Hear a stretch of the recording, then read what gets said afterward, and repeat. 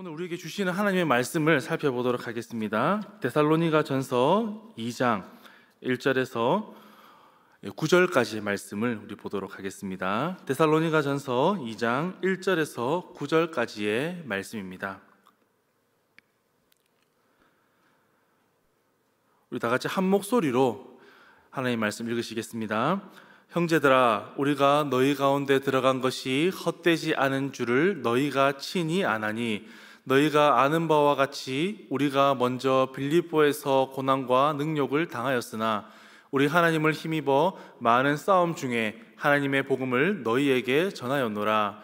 우리의 권면은 간사함이나 부정에서 난 것이 아니요 속임수로 하는 것도 아니라 오직 하나님께 옳게 여기심을 입어 복음을 위탁받았으니, 우리가 이와 같이 말함은 사람을 기쁘시게 하려 함이 아니요 오직 우리 마음을 감찰하시는 하나님을 기쁘시게 하려 함이라. 너희도 알거니와 우리가 아무 때에도 아첨하는 말이나 탐심의 탈을 쓰지 아니한 것을 하나님이 증언하시느니라. 또한 우리는 너희에게서든지 다른 이에게든지 사람에게서는 영광을 구하지 아니하였노라. 우리는 그리스도의 사도로서 마땅히 권위를 주장할 수 있으나 도리어 너희 가운데서 유순한 자가 되어 유모가 자기 자녀를 기름과 같이 하였으니, 우리가 이같이 너희를 사모하여 하나님의 복음뿐 아니라 우리의 목숨까지도 너희에게 주기를 기뻐함은 너희가 우리의 사랑하는 자 됨이라. 형제들아, 우리의 수고와 애쓴 것을 너희가 기억하니니 너희 아무에게도 폐를 끼치지 아니하려고 밤낮으로 일하면서 너희에게 하나님의 복음을 전하였노라. 아멘. 오늘 우리가 살펴볼 이 데살로니가 전서 말씀은 사도 바울이 데살로니가 교회에 보낸 편지입니다. 바울은 2차 전도 여행 중에 이 데살로니가를 방문해서 복음을 전하고 교회를 세웠습니다. 그러나 이 바울은 데살로니가 교회의 기초가 단단히 세워지기도 채전에 자신의 전도 사역을 못마땅하게 여겼던 유대인의 핍박으로 인해서 단 3주 만에 그곳을 떠나야만 했습니다. 이후에 바울은 고린도에서 머물게 되는데요, 그곳에서 자신의 동역자 디모데를 통해 한 소식을 듣게 됩니다.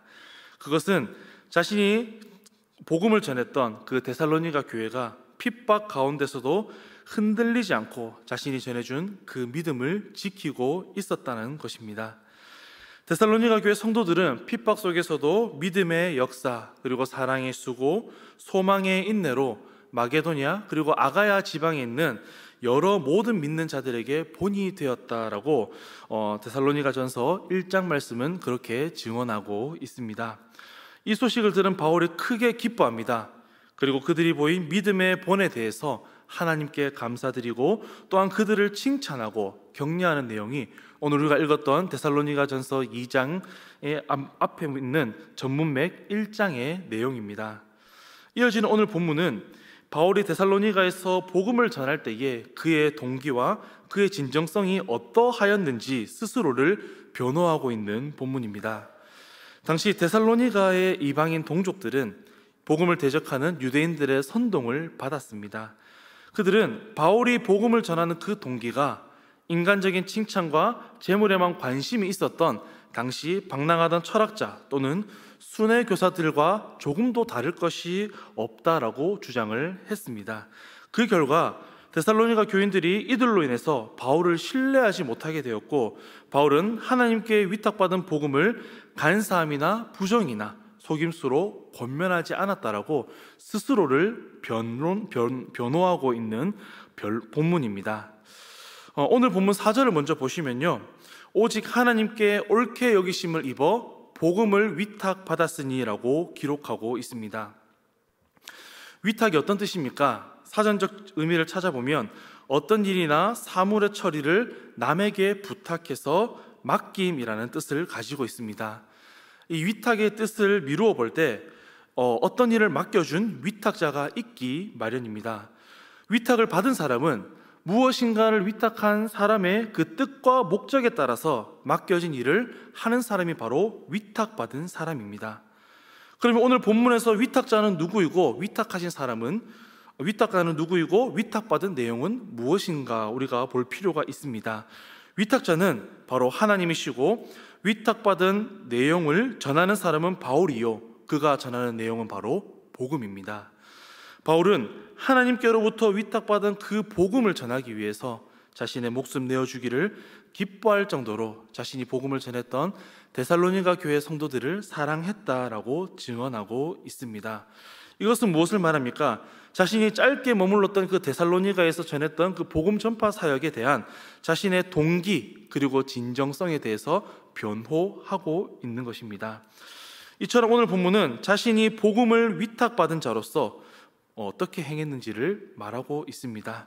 바울이 자신을 변론하는 이 말씀을 통하여서 복음을 위탁받은 자의 모습은 어떠한지, 복음을 위탁받은 자는 누구인가, 그리고 복음을 위탁받은 자는 어떻게 해야 할 것인가 살펴보며 또 도전받고 결단하여서 우리가 복음을 전하는 그 발걸음에 힘이 더해지는 은혜의 시간 되길 주님의 이름으로 축복합니다. 첫 번째로 복음을 위탁받은 자는 고난 중에도 담대히 복음을 전하는 자입니다. 우리 읽었지만 우리 2절 말씀을 함께 한 번 더 읽으시겠습니다. 시작. 너희가 아는 바와 같이 우리가 먼저 빌립보에서 고난과 능욕을 당하였으나 우리 하나님을 힘입어 많은 싸움 중에 하나님의 복음을 너희에게 전하였노라. 아멘. 바울은 데살로니가로 가기 전에 머물렀던 빌립보에서 유대인들로부터 여러 고난과 핍박을 받았습니다. 사도행전 16장의 기록을 보시면 귀신 들린 여종의 주인에게서 체포당해서 매를 맞게 되었고 또 옷이 찢겨지는 수치를 당했습니다. 또 발에 착고가 채워지게 되었고 감옥에 갇히게 되었고 급기야 많은 사람들 앞에서 매를 맞기도 했던 그런 고난의 내용들이 빌립보에서 있었습니다. 바울이 빌립보에서 먼저 이러한 고난을 당했던 것은 바로 마게도냐로 건너와서 우리를 도우라라고 했던 그 환상으로 인해 그가 발걸음을 옮겨갔던 곳에서 바로 위탁받은 복음을 전하다가 그러한 고난을 당했던 것입니다. 그러나 바울은 빌립보에서 당한 고난과 핍박 가운데서도 그 역할을 묵묵히 잘 감당해 왔다라고 그는 하나님의 능력을 힘입어 전하였다라고 오늘 본문 말씀에 증언하고 있습니다. 그는 이후 데살로니가로 이동을 했습니다. 역시 바울은 많은 오해와 방해와 핍박과 고난 가운데 놓이게 되었죠. 바울이 전하는 복음을 들었던 이 헬라인의 무리들은 복음을 받아들였습니다. 그렇지만 유대인들은 바울이 전하는 복음을 시기하고 핍박하기 시작했던 것입니다. 그렇지만 이 바울은 복음을 가지고 자신이 빌립보에서도 고난을 받았지만 그 빌립보를 떠나 데살로니가로 가운데로 들어간 것이 전혀 헛되지 않았다라고 고백하는 것을 우리는 본문 말씀 1절을 통해 볼 수가 있습니다. 1절 말씀 보시면 형제들아 우리가 너희 가운데 들어간 것이 헛되지 않은 줄을 너희가 친히 아나니라고 기록합니다. 이 헛되다라는 표현은 바울이 데살로니가에서 복음을 전했던 것이 가치 없는 행동이 아니었다. 오히려 자신이 데살로니가에서 복음을 전하는 것이 오히려 좋은 열매를 맺었다라고 확신하고 있는 것입니다. 그 열매는 무엇입니까? 바로 데살로니가 교회 성도들이죠. 바울과 실라, 디모데 일행은 새 안식일 동안 데살로니가 회당에서 복음을 전했고 많은 유대인들과 이방인들이 예수님을 믿는 믿음의 열매가 나타났습니다. 무엇을 말합니까? 바울의 복음 전함이 전혀 조금도 헛되지 않았다는 것을 보여주는 것입니다. 바울이 하나님께로부터 받은 사명, 그 복음을 전할 것을 위탁받은 사명대로 복음을 증거하는 그 증인의 삶을 살았기에 갖가지 고난과 핍박이 바울에게 찾아왔지만 그 가운데서 그가 복음을 전하는 데 있어서 믿음의 열매가 있었기 때문에 전혀 헛되지 않습니다. 이렇게 바울은 고백하는 것이죠.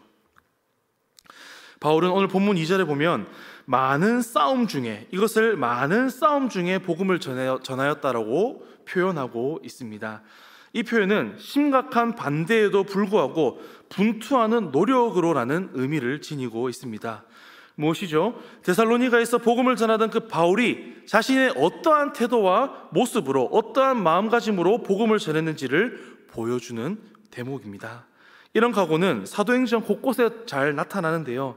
한 곳만 찾아서 읽어보면 사도행전 20장 24절에 내가 달려갈 길과 주 예수께 받은 사명 곧 하나님의 은혜의 복음을 증언하는 일을 마치려면은 나의 생명조차 조금도 귀한 것으로 여기지 아니하노라.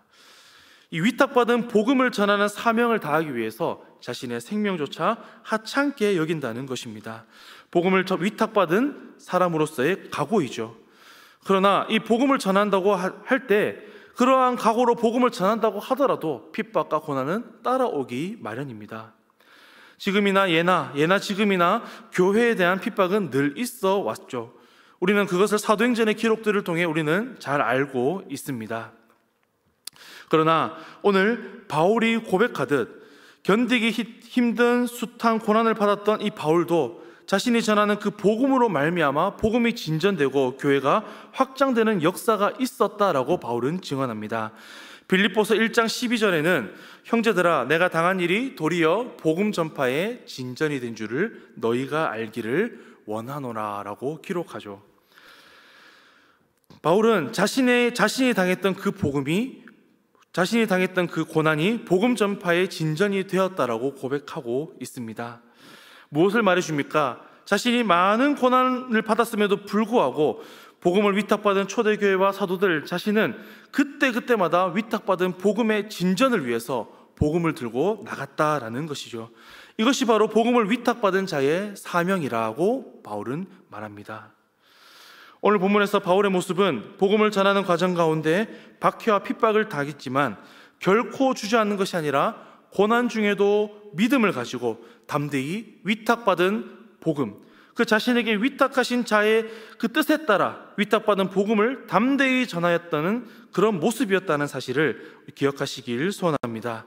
고난은 결코 복음을 이길 수가 없습니다. 오히려 이러한 고난은 우리의 믿음과 신앙을 더욱더 성장하게 만들게 되는 것입니다. 현대 선교의 아버지라 불리는 윌리엄 캐리는 고난은 우리 신앙의 영양분이라고 말을 했습니다. 위탁받은 복음을 담대히 전할 때 찾아오는 이 고난은 우리의 영혼을 살리는 영양분이 될 줄 믿습니다. 우리는 바울과 동일한 하나님의 복음을 위탁받은 사명자이죠. 하나님으로부터 위탁받은 이 복음을 전하는 과정 가운데 고난과 핍박이 찾아오는 것은 당연한 일이 아닐 수 없습니다. 그렇다 할지라도 우리는 우리에게 복음을 위탁하신 그 하나님의 그 말씀에, 그 뜻에, 그 목적에 순종함으로써 우리 입술을 통해, 우리의 발걸음을 통해 복음의 깃발을 담대히 들고 나가시길 주님의 이름으로 축복합니다. 둘째로 복음을 위탁받은 자는 하나님을 기쁘시게 하는 자입니다. 우리 오늘 본문 4절 말씀을 함께 읽어보시겠습니다. 오직 하나님께 옳게 여기심을 입어 복음을 위탁받았으니 우리가 이와 같이 말함은 사람을 기쁘게 하려 함이 아니요 오직 우리 마음을 감찰하시는 하나님을 기쁘시게 하려 함이라. 아멘. 바울은 앞서 고백했습니다. 자신이 간사함이나 부정이나 속임수로 위탁받은 사명을 감당하는 것이 아닙니다. 나는 오직 하나님을 기쁘시게 하기 위해 사명을 감당합니다. 바울 당시에는 사람들의 호의를 얻는 데에만 혈안이 되어 있던 호의를 얻는 데에만 관심을 가졌던 사람들이 있었습니다. 그리고 그 사람들과 바울을 동일시 여기는 유대인들 또한 있었던 것입니다. 이에 바울은 사람을 기쁘게 하는 그런 사람들의 말과 자신이 담대하게 선포하는 그 하나님의 말씀은 근본적으로 그 목적이 다릅니다라고 밝히는 것입니다. 그것이 무엇입니까? 나는 하나님이 기뻐하시기 위해, 오직 하나님을 기쁘시게 하기 위해서 나는 복음을 전합니다라는 본문이죠. 바울은 자신의 사도권을 공격하는 유대인들을 향해 자신이 복음을 전하는 것은 사람을 기쁘게 하는 것이 아니다라고 말합니다. 나는 너희들이 주장하는 목적과 분명하게 다르다라고 합니다. 바울은 속과 겉이 전혀 다른 말씀이 아니라 순수한 마음으로 하나님께로부터 위탁받은 복음을 있는 그대로 데살로니가에 전했다라고 말합니다. 이것은 오직 하나님을 기쁘시게 하기 위해 이루어진 사역이었습니다. 고난 중에 빌립보에서와 데살로니가에서의 복음 전파 사역을 능히 감당할 수 있었던 그 동기는 복음을 위탁받음도 있지만 사람을 기쁘시게 하는 것이 아니라 하나님을 기쁘시게 하기 위함이 바로 그의 전적인 목적이었기 때문입니다. 바울은 또한 이렇게 고백합니다. 디모데후서 2장 4절에 병사로 복무하는 자는 자기 생활에 얽매이는 자가 하나도 없나니 이는 병사로 모집한 자를 기쁘게 하려 함이라. 아멘. 부름받은 병사의 사명은 바로 모집한 자를 기쁘게 하는 것이라는 사실을 믿으시길 소원합니다. 복음을 위탁받은 사람은 복음을 위탁한 위탁자의 마음을 기쁘시게 하는 것을 믿으시기를 소원합니다. 따라서 바울은 데살로니가 성도들에게 자신을 변론하며 자신의 복음 전파 사역의 동기와 그 목적이 바로 하나님을 기쁘시게 하는 것이다 라고 강조하고 있는 것입니다. 더 나아가서 바울은 이렇게 말합니다. 자신이 행했던 복음 전파 사역이 사람들의 평가나 반응이 아니라 오직 하나님 앞에서만 평가를 받는다라고 말입니다. 우리 5절 말씀 보시면 제가 한번 읽겠습니다. 너희도 알거니와 우리가 아무 때에도 아첨하는 말이나 탐심의 탈을 쓰지 아니한 것을 하나님이 증언하시느니라. 아멘. 오늘 5절 말씀에 보시면 말미에 하나님이 증언하신다라고 기록을 하는데요, 이 하나님이 증인이다라는 표현은 바울 서신을 통틀어서 단 4번밖에 나오지 않는 표현입니다. 그 중에 2번이 바로 오늘 본문 5절과 우리 읽지 않았지만 2장 10절에 2번에 걸쳐 사용되었습니다. 이처럼 바울은 본문에서 아첨하는 말을 한다는 것, 그리고 탐심의 탈을 썼다라는 이런 오해들, 그리고 사도권에 대한 공격에 대해서 내가 하는 모든 것에 대해서 하나님이 증인이 되어 주신다라고 분명하고도 자신 있게 증언하고 있습니다. 이처럼 바울의 목적은 아첨하는 말로 사람의 귀를 즐겁고 기쁘게 하는 것이 아니라 오직 하나님을 기쁘시게 하는 것에서부터 출발했다라는 것을 우리는 분명하게 볼 수가 있습니다. 그렇지 않고서야 내가 복음을 전하는 것을 하나님께서 증언하신다라고 어떻게 이렇게 강력하게 담대하게 말할 수가 있을까요? 복음을 위탁받은 자는 하나님을 기쁘게 해야 할 줄 믿습니다. 하나님을 기쁘시게 하는 것은 복음을 위탁하신 그 하나님의 목적에 따라, 뜻에 따라 가감없이 복음을 전하는 것입니다. 그것이 우리의 목적이 되어야 하고, 그것이 바로 하나님이 기뻐하시는 일이라는 것을 우리가 인식할 때에 우리의 입술을 통해서 우리의 입술 가운데 하나님께서 가장 기뻐하시는 그 복음 전파하는 일을 감당할 수 있게 될 줄 믿습니다.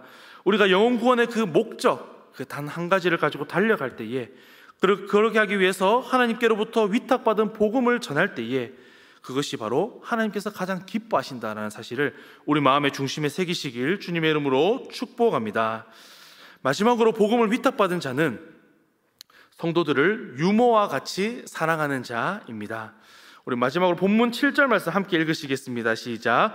우리는 그리스도의 사도로서 마땅히 권위를 주장할 수 있으나 도리어 너희 가운데서 유순한 자가 되어 유모가 자기 자녀를 기름과 같이 하였으니. 아멘.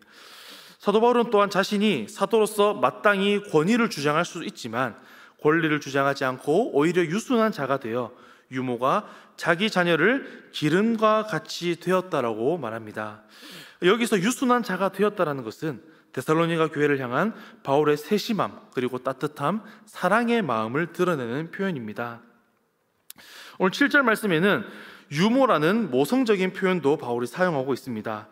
당시 고대 저자들이 친절하고 관대한 이미지를 묘사할 때에 이 유모라는 표현을 즐겨 사용했다라고 하는 그 고대 학자들의 언급을 살펴볼 때에 우리는 본문을 통해 바울이 데살로니가 교회 성도들, 자신이 위탁받은 복음을 전했던 그 대상, 그 성도들을 어떠한 마음으로 대했는지를 알 수가 있습니다.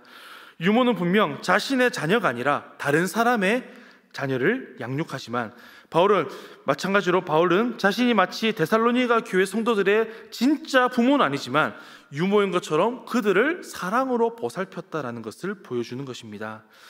갓난아기를 키우는 어머니의 유순한 그 모습 한번 상상해 보십시오. 머리카락 하나라도 다칠까봐 조심하며 모든 마음과 정성을 다해 양육하는 모습이 머릿속에 그려지지 않으십니까? 바로 그러한 마음으로 바울은 자신이 복음을 위탁받았기 때문에 그 복음을 위탁받은 대상인 성도들을 향해 사랑을 다해서 유모와 같이 양육했다라고 자신의 모습을 설명하고 있는 바입니다. 사도 바울은 또한 데살로니가 교회 성도들을 위해서 목숨까지 내어주기를 기뻐했다라고 말합니다. 8절 말씀에는 우리가 이같이 너희를 사모하며 하나님의 복음뿐 아니라 우리의 목숨까지도 너희에게 주기를 기뻐한다라고 말하면서 너희가 우리의 사랑하는 자 됨이라고 말하고 있습니다. 바울의 사랑은, 데살로니가 교회를 향한 바울의 사랑은 자신이 위탁받은 복음뿐만 아니라 더 나아가서 자신의 생명조차 내어줄 수 있을 정도라고 기록합니다. 이것은 바로 그가 전하기로 위탁받은 복음 때문이었습니다. 복음이 무엇입니까? 바로 하나님이 독생자 예수 그리스도를 내 죄 때문에 보내어 주시고 십자가에 달려 죽기까지 사랑하신 것이 바로 복음입니다. 로마서 5장 8절 말씀이 이것을 증거합니다. 우리가 아직 죄인 되었을 때에 그리스도께서 우리를 위하여 죽으심으로 하나님께서 우리에 대한 자기의 사랑을 확증하셨느니라. 아멘. 바울이 데살로니가 교회 성도를 위해 생명까지 희생할 수 있다고 말하는 것은 바로 자신이 위탁받은 복음을 그들에게 전했고 그들이 자신이 전하는 그 복음을 받아들여 그리스도 안에서 한 가족이 되었기 때문이라고 말하는 것이죠.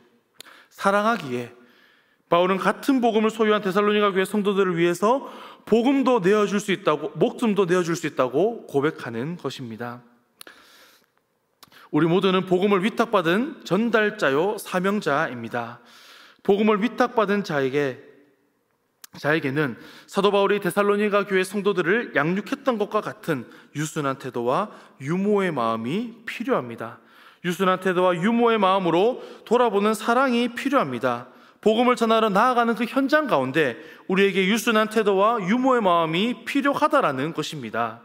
복음을 위탁받은 그리스도의 군사 여러분, 복음을 전하면서 그치는 것이 아니라 복음을 전할 때 유순한 태도와 유모의 마음으로 다가가시는 그 사랑이 우리 안에 넘쳐나길 주님의 이름으로 축복합니다. 사랑하는 온천교회 성도 여러분, 오늘 말씀을 통해 살펴본 복음을 위탁받은 자의 모습은 어떠했습니까? 복음을 위탁받은 자는 고난 중에도 담대히 복음을 전하는 자였습니다. 바울은 분명 빌립보와 데살로니가에서 또 여러 많은 곳에서 위탁받은 복음을 전함으로 인해서 많은 핍박과 고난을 겪었습니다. 그러나 그 고난이 전혀 헛된 것이 아니었습니다. 그들이 담대하게 전했던 그 복음, 고난과 핍박 중에도 담대하게 전했던 그 복음으로 말미암아 복음이 진전되었고 복음이 진전이 이루어졌고 믿음의 본을 보이는 데살로니가 교회 성도들이라는 좋은 열매가 맺어졌습니다. 또한 하나님을 기쁘시게 하는 것은 복음을 위탁하신 하나님의 목적에 맞게 가감없이 복음을 전하는 것이었습니다. 또한 복음을 위탁받은 자는 유순한 태도와 유모의 마음으로 성도들을 또는 우리가 품고 있는 태신자들을 향해 달려가는 자라는 것을 우리는 말씀을 통해 들었습니다. 그리고 바울이 위탁받은 복음을 전했던 것은 바로 사람을 기쁘시게 하는 것이 아니라 오직 하나님을 기쁘시게 하는 것에서부터, 그 동기에서부터 시작되었습니다. 사랑하는 성도 여러분, 하나님께서는 저와 여러분들을 부르시고 바울이 위탁받았던 것과 동일한 복음을 선포하려고 위탁해 주셨습니다. 우리 모두를 부르시고 복음을 전할 사명을 주셨습니다. 사람이 기뻐하는 것이 아니라 하나님이 기뻐하시는 것이 바로 이 위탁받은 복음을 전하는 것이라는 사실을 기억하면서 우리가 그 유순한 마음을 가지고 우리가 마음에 품고 있는 태신자들을 향해 달려갈 때에 우리의 입술을 통하여, 우리의 발걸음을 통하여 우리 온천교회에 하나님께서 택하신 영혼들이 돌아오는 귀한 열매가 맺히는 그 일에 귀하게 사용되기를 주님의 이름으로 간절히 축복하고 소망합니다. 아멘. 우리 주신 말씀을 가지고 함께 기도하겠습니다. 하나님께서는 바울에게 위탁하신 것과 동일한 복음을 저 여러분에게 위탁하셨습니다.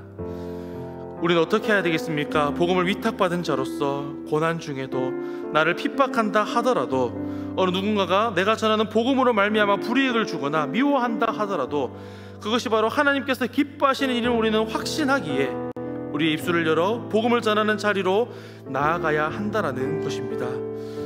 우리 시간 기도할 때에 고난 중에도, 어려운 중에도 하나님이 기뻐하시는 이 복음 전파 사명을 힘있게 감당하게 하여 주시옵소서. 우리 주여 한번 부르시고 기도하시겠습니다. 주여